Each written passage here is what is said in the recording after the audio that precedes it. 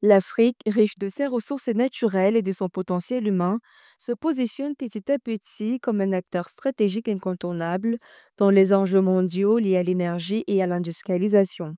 Alors que la transition énergétique mondiale se dessine et que les questions de durabilité, d'accès à l'énergie et d'indépendance énergétique prennent de l'ampleur, les investissements dans les énergies renouvelables en Afrique pourraient représenter jusqu'à 40% de l'approvisionnement énergétique en Afrique d'ici 2030, selon l'Agence internationale de l'énergie.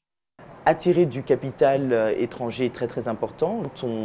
On investit dans une plateforme qui est solide, qui a une bonne gouvernance, qui a des bons leviers de croissance, qu'on la développe. Il y a au bout d'un moment des investisseurs étrangers qui souhaitent rejoindre l'aventure.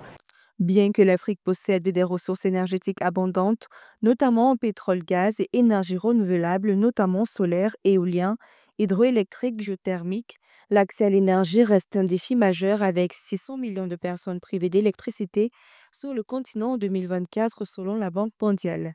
L'empreinte énergétique du continent est la plus faible au monde, ce qui représente une opportunité pour les entreprises africaines de répondre aux besoins locaux. Cependant, l'énergie demeure au cœur de toutes les initiatives industrielles, qu'il s'agisse d'agriculture, de production manufacturière, des mines ou de nouvelles industries technologiques. D'investir, la première chose qui est importante pour tout le monde, parce que personne n'investit sans connaître l'autre partie. Et donc c'est ce qu'on fait, et comme j'ai pu le dire avec beaucoup de succès aujourd'hui, parce qu'on commence à voir l'impact de tout cela de manière très concrète. Pour les experts, les entreprises africaines ont un réel potentiel pour transformer le continent en un moteur industriel mondial en exploitant efficacement ses ressources énergétiques.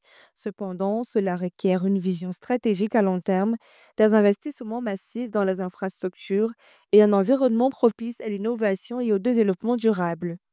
Le véritable défi réside toutefois dans la capacité du continent à financer cette transition, à gérer ses ressources et à garantir l'accès à la technologie nécessaire.